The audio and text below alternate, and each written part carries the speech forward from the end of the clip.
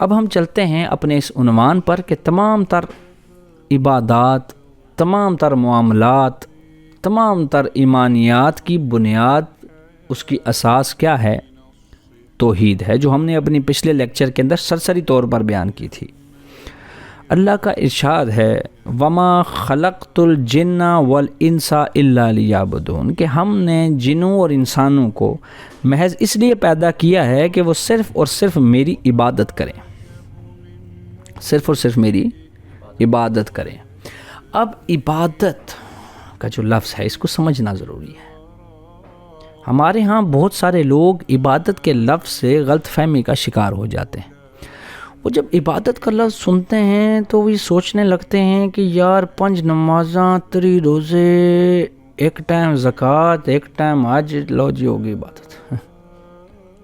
عبادت کا مطلب ہوتا ہے، اس کا مادہ ہے عبد، مطلب ٹو سرنڈر یور سیلف، اپنے آپ کو اللہ کے سامنے سرنڈر کر دینا۔ جو احکامات، جو باتیں، جو محکمات اللہ سبحانہ و تعالیٰ نے دیے ہیں ان کو من و ان قبول کر لینا۔ اللہ نے کہا یہ حلال ہے، آپ نے کہا حلال ہے۔ اللہ نے کہا حرام ہے، آپ نے چھوڑ دیا۔ نیکی کا حکم دینا، برائی سے روکنا، جو چیز اللہ سبحانہ و تعالیٰ نے نیکی کی ڈیفینیشن میں نیکی بول کے رکھا اس کو نیکی ہی ماننا۔ اس ڈیفینیشن کے اندر جو اللہ نے بدی بولا اس کو بدی جاننا، اس سے چھوڑنا، اس سے بچنا، اس سے اجتناب کرنا، یہ سب عبادات کے اندر داخل ہے۔ اپنے پڑوسیوں کا حقوق کا خیال رکھنا، آنے جانے والے لوگوں کا خیال رکھنا، والدین کے ساتھ حسن سلوک کرنا، اولاد کے ساتھ شفقت کرنا، بڑوں کا احترام کرنا، چھوٹوں کے ساتھ شفقت کرنا، مطلب یہ ساری چیزیں، معاملات اور عبادات سب کی سب آپ کی اس لفظ عبادت کے اندر داخل ہیں۔ یعنی تمہارا اٹھنا، بیٹھنا، چلنا، پھرنا سب کچھ عبادات ہیں۔ تمہارا کھانا پینا، تمہارے کپڑے پہننا، ایمانداری کے ساتھ کام کرنا، یہ بھی عبادت میں داخل ہے۔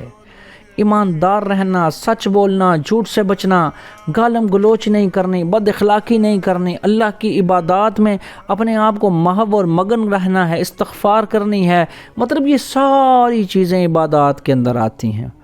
نبی کہہ دیں میرا قل ان الصلاۃ، میرا نماز پڑھنا، میرا قربانی دینا، میرا جینا، میرا مرنا محض میرے اللہ کے لیے ہے۔ میری زندگی کا مقصد تیرے دین کی سرفرازی، میں اسی لیے مسلمان، میں اسی لیے نمازی ہے۔ میری زندگی کا مقصد ہی یہ ہے کہ تیرے دین کی سرفرازی ہو۔ میں اپنے آپ کو مکمل مطیع بنا کر پیش کر رہا ہوں۔ اگر آپ اپنے آپ کو مکمل طور پر مطیع بنا کر پیش کر دیتے ہیں اللہ کے حضور، اللہ کے رسول کے حضور، تو اس کے بعد اب آپ عبادات کی کیٹیگری میں شامل ہو رہے ہیں کہ آپ عبادات کر رہے ہیں۔ 5 وقت کی نماز تو خوارج بھی پڑھتے تھے، 5 وقت کی نماز تو یہ گمراہ فرقے بھی پڑھتے تھے، مرجے اور فلانے قدریے جبریے یہ بھی نمازیں پڑھا کرتے تھے۔ تو یہ بھی تو عبادت کر ہی رہے تھے نا۔ یہ مکمل طور پر اللہ کے مطیع نہ ہو سکے، یہ روافظ بھی تو نمازیں پڑھ رہے ہیں، یہ قادیانی بھی تو نمازیں پڑھ رہے ہیں، یہ مکمل طور پہ اللہ کے مطیع نہیں ہو سکے۔ تو مکمل طور پر اللہ کا مطیع ہونا آپ کو عابد کنسیڈر کروائے گا، یعنی آپ عبادت کرنے والے اللہ کی عبادت کرتے ہیں، ہر معاملے میں اللہ کی عبادت کرتے ہیں، چاہے معاملہ کیسا بھی ہو۔ تو اللہ نے فرمایا وَمَا خَلَقْتُ الْجِنَّ وَالْإِنسَ إِلَّا لِيَعْبُدُونَ، میں نے تمہیں پیدا اس لیے کیا ہے کہ تم میری اطاعت کرو، جس چیز کا میں حکم دوں وہ کرو، جس سے روکوں اس سے رک جاؤ۔ اور یہ کوئی ایسا حکم نہیں تھا جو اس امت کے لیے خاص تھا، بلکہ پہلے کی امتوں کے اوپر بھی کے لیے بھی یہی حکم تھا کہ اللہ کی بندگی کرنی ہے۔ ہم نے ہر امت میں رسول بھیجا کہ لوگوں صرف اللہ کی عبادت کرو اور طاغوت سے بچو، طاغوت کی بندگی سے بچو، اس سے اجتناب کرو، اس سے دور رہو۔ اچھا، اس کے اندر ایک لفظ تھا عبادت، دوسری آیت میں وہ ہم نے سمجھ لیا۔ دوسرا لفظ ہے طاغوت، طاغوت نکلتا ہے طغا سے، طغا کا مطلب ہوتا ہے سرکشی کرنا یا حد سے آگے بڑھ جانا۔ کیا مطلب ہوتا ہے؟ تمہیں اس سے پہلے پتا تھا؟ نہیں پتا تھا، اس کا مطلب ہے تم جاہل ہو۔ اور ساحل بھائی کہتے ہیں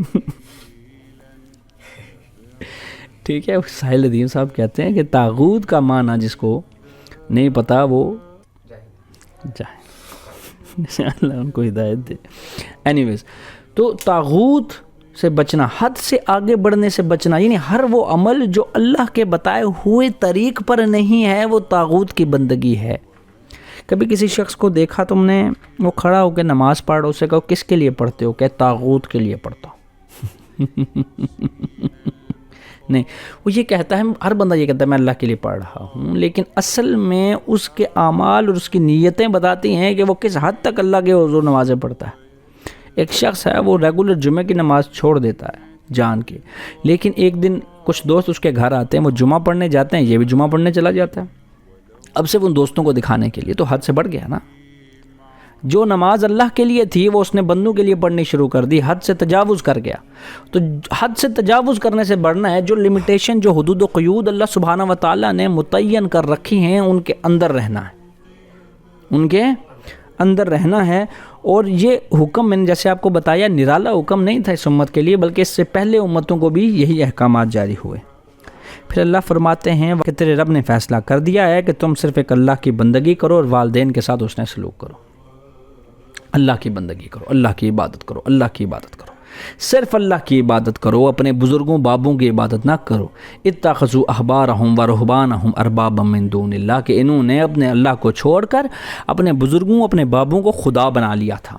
انشاءاللہ وہ جب ہم آگے چلیں گے تو اس کے اوپر بھی کھل کر بات کریں گے۔ پھر اللہ فرماتے ہیں تم سب اللہ کی بندگی کرو، اس کے ساتھ کسی کو شریک نہ ٹھہراؤ۔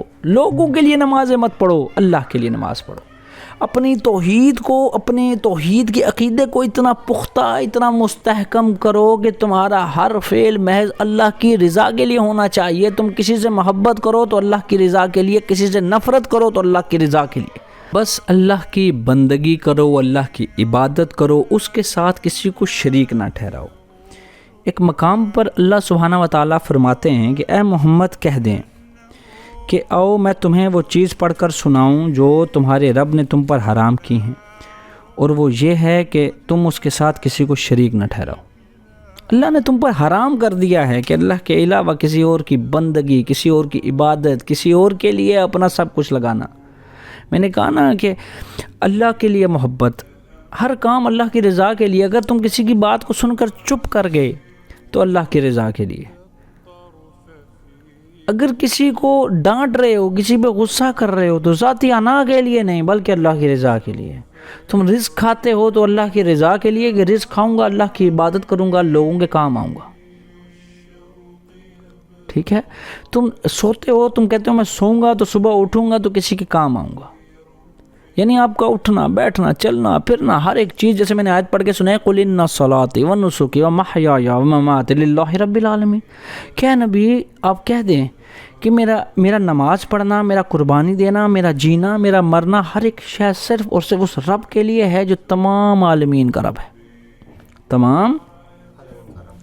عبداللہ ابن مسعود رضی اللہ تعالی عنہ فرماتے ہیں کہ جو شخص سرکار دو عالم صلی اللہ علیہ وآلہ وسلم کی مہر لگی ہوئی وصیت کو ملاحظہ کرنا چاہتا ہو، وہ اللہ کا یہ فرمان پڑھے، سورہ انعام، کہ اے محمد کہہ دیں کہ آؤ میں تمہیں وہ چیز پڑھ کر سناؤں جو چیزیں تم پر تمہارے رب نے حرام کر دیں، یعنی اس کے ساتھ کسی کو شریک نہ ٹھہراؤ، اپنے والدین کے ساتھ حسن سلوک کرو، اولاد کو مفلسی کے ڈر سے قتل نہ کرو، بے حیائی کے کام چاہے ظاہر ہوں یا پوشیدہ ان کے قریب نہ پھٹکو، جسے قتل کرنا اللہ نے حرام ٹھہرایا ہے اسے قتل نہ کرو، یتیموں کے مال کے قریب بھی مت جاؤ، انصاف کے ساتھ ناپ تول پورا کرو، بات کرو تو انصاف کی کرو، اللہ کے عہد کو پورا کرو، اور بے شک یہی میرا سیدھا راستہ ہے اور تم اسی پر چلو۔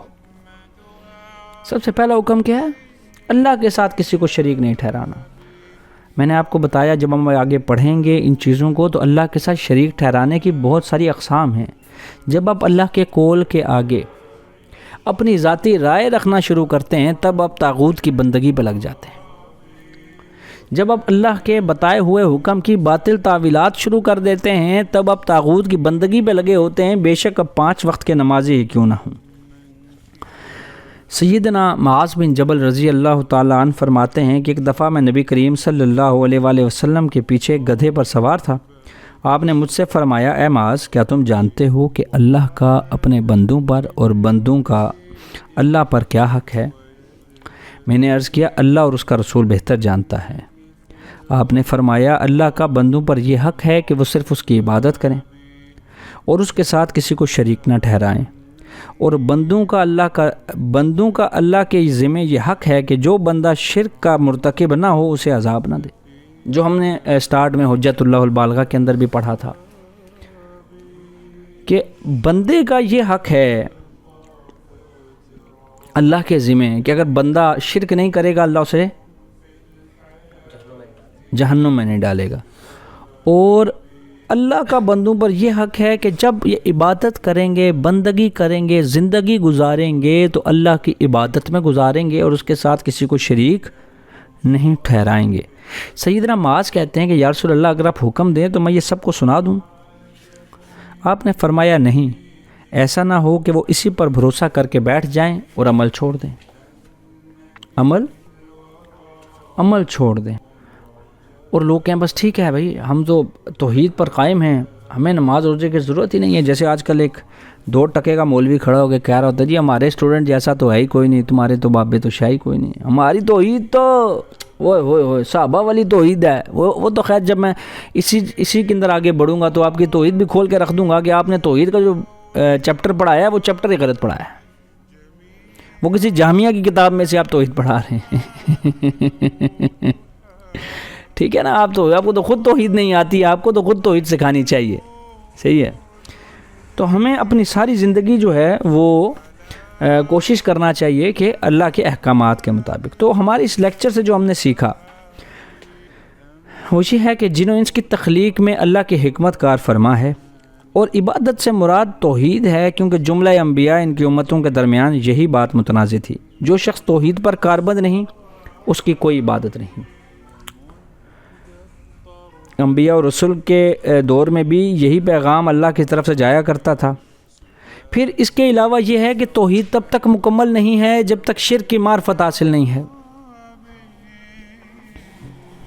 توحید تب تک مکمل نہیں ہے جب تک مکمل طور پر شرک کی معرفت حاصل نہیں ہے، جب تک پتہ ہی نہیں ہے نا کہ غلط کیا ہے، تو صحیح کی پریچنگ کیسے کی جائے گی، صحیح کی پریچنگ کیسے کی جائے گی، صحیح عقیدہ کیسے رکھا جائے گا۔ جب تک غلط عقیدے کی معرفت حاصل نہ ہوگی تو حق کو قبول کرتے ہوئے باطل کا انکار کرنا بھی ضروری ہے۔ جیسے ہم کہتے ہیں لا الہ الا اللہ، اللہ کے سوا کوئی عبادت کے لائق نہیں۔ ہم یہ کہہ سکتے ہیں اللہ ہی عبادت کے لائق ہے، یہ ہم کہہ سکتے ہیں، لیکن کلمے میں ہم کیا پڑھتے ہیں؟ اللہ کے سوا کوئی عبادت کے لائق نہیں ہے۔ اچھا، اس کے بعد ہم نے طاغوت سمجھا، لفظ عبادت کو بھی سمجھ لیا۔